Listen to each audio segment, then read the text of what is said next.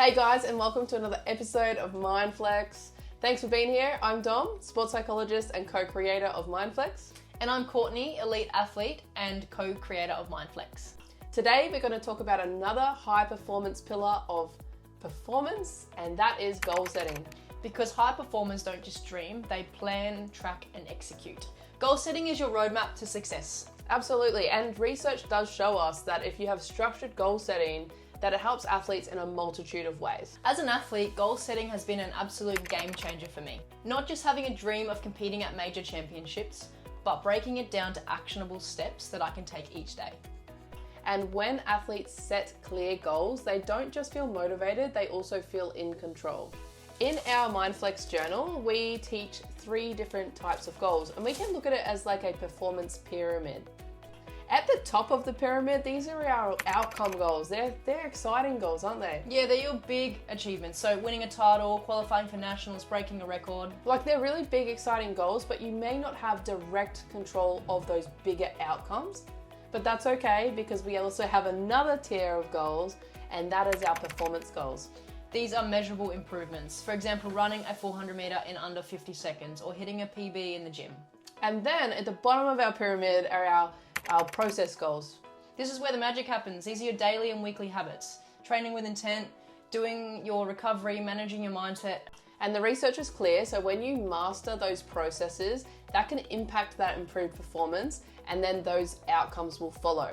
Where a lot of people focus on the outcomes first, and they're doing it in the wrong order. We don't want to put the pyramid upside down, so to speak. It just won't work, it'll be unbalanced. And this is exactly how I approach my season. You know, I may have a big outcome where I want to make an international team, represent Australia, but my real focus is on all my little processes and how I want to nail my gym work. I want to make sure I know my race plan and know my race strategy inside out. And then I like to journal and reflect each week, because that's, you know, where the real hard work starts. Yeah, absolutely. It's almost like winning the race before you go to the race if you're getting those little processes done, right? Yeah, exactly. It's easy enough to actually set the goals, but actually following through is obviously a lot more challenging. And here is what research and experience tells us about goal setting. So own your goals.